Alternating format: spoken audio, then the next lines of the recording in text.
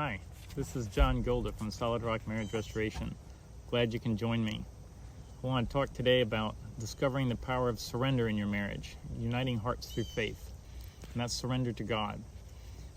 Are you feeling the weight of hurt and resentment in your marriage? So many of us do, at some point or another.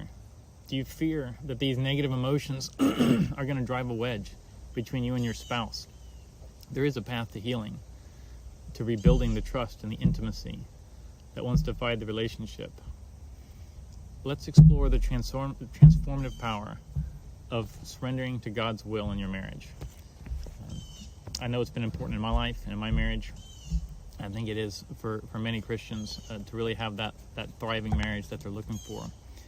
Too often we can find ourselves holding on to hurt and nursing resentment towards our spouse or towards God over significant issues and disagreements or challenges. And this slow, it can be sometimes a slow accumulation of resentment or negative emotions, and it serves to divide us instead of unite us.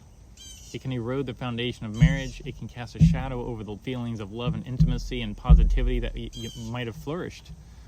And it can bring a marriage to its knees and bring it to the brink of collapse, or just to hanging on without the joy and intimacy that you once had. This is really important. Resentment acts as a corrosive agent. It erodes that foundation within marriage. It erodes that intimacy. It brings you apart. It casts, and so if you leave it unchecked, it can really create challenges and cause harm. And like I said, bring your marriage to the brink of collapse. I want to share some things from my walk with Tanya. I know, talking about surrendering to God, there were some important issues for us even before we got married. Each of us, I had a divorce. I didn't know how I would move past that. Tanya was over 30. She was starting to wonder if God had in mind for her to get married, even though we each had a passion to be married and have children, have a family. And God brought each of us to a spot where we had to kind of surrender that to Him, be at peace. And even though we asked Him for what we wanted, we had to surrender it to Him and just trust in Him and just say, okay, Lord, I'm going to love you even if you don't bring those things about, or if I'm not able to achieve those things. In our case, it was, getting married, having kids, having a godly marriage. And so when, as it turned out for us, once He got us each to that place of surrender, within weeks, we ended up starting to date. And He had that timing for us, but He wanted us to get to a point of surrender first, and to relying on Him and trusting in Him regardless of the outcome.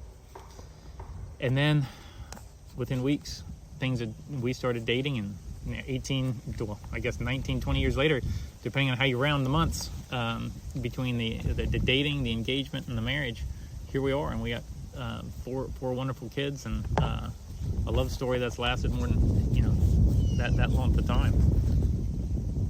It really was a turning point for us, surrendering that to God. That wasn't our last challenge. we got, once we were married and, a couple years in, and we had encountered some challenges, and, one significant hurdle was communication styles, and my communication style tended to be direct, and often too direct for Tanya and for her comfort, and it created pain and created a divide between us. It led to misunderstanding and tension. But it wasn't just communication. It was also major issues that we didn't agree on, all the major issues we needed to make for our family, and the weight of these choices was really heavy, and we felt pressure to find common ground, but sometimes when we couldn't, a decision still had to be made, and that ended up leaving Tanya with some hurt, because maybe the final decision wasn't one she was fully on board with or didn't agree with.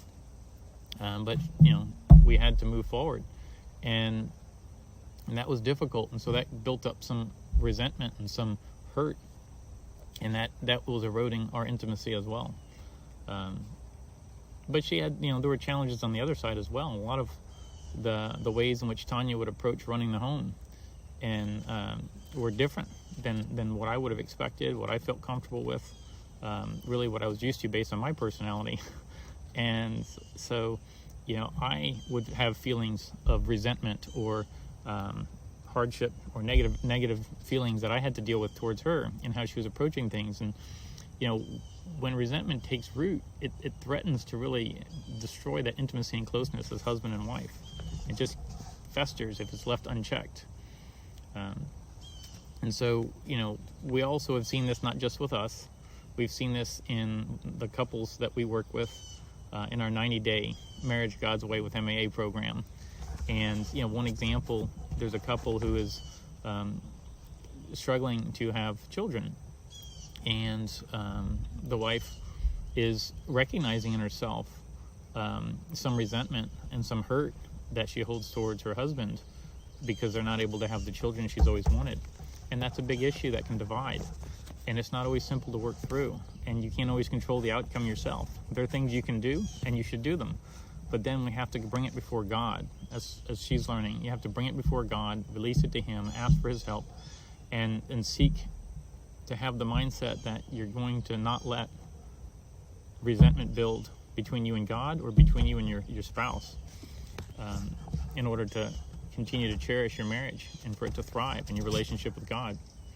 And so it reminds me a lot of Jesus in the Garden of Gethsemane, where he was before he was crucified, and he's just praying and he's asking and he's talking to God about he knows what he's going to go through, and it's hard. And he's like, if there's another way, please take away this cup of suffering, but your will be done. And that surrender, but your will be done, is so important. And it really can allow our marriages and our relationship with God or others to thrive because we're not holding on to that resentment. So here's what I want to leave you with. As you go through your own marriage struggles, consider the power of surrender. Reflect on any resentment that you may be, or hurt that may be building in your relationship between you and your spouse. Might be personal struggles, disagreements in your relationship. The path forward's clear. Take action where you can to resolve those issues. But more importantly, bring those before God. Ask for His help. Truly surrender them to Him, and let go of any feelings of hurt or resentment that may be eroding that intimacy in marriage. The feeling of failing in marriage and watching your bond deteriorate is awful. It's heart-wrenching. It's like standing on the precipice of losing something precious and feeling like you can't stop it. But you can. There's hope. There's a renewed sense of hope, and there's a journey back to intimacy and closeness and happiness. And it leads through your own commitment to take action and work to change, and through your commitment to submit and surrender to God. So with that, I'll just say your marriage deserves to thrive. You have the power to make it happen. Don't let it slip away. Don't let resentment and hurt just fester. We encourage you, visit our website at solidrockmarriagerestoration.com. You can learn more about how we're helping other Christians heal and restore their marriages, and just take the steps to help your love story find its way back to joy, trust, and intimacy. I mean, this is a great opportunity for each of us to kind of reflect on what might be coming between us and our marriages. And don't just accept it. Seek to have a thriving marriage. May God be with you. Have a great day.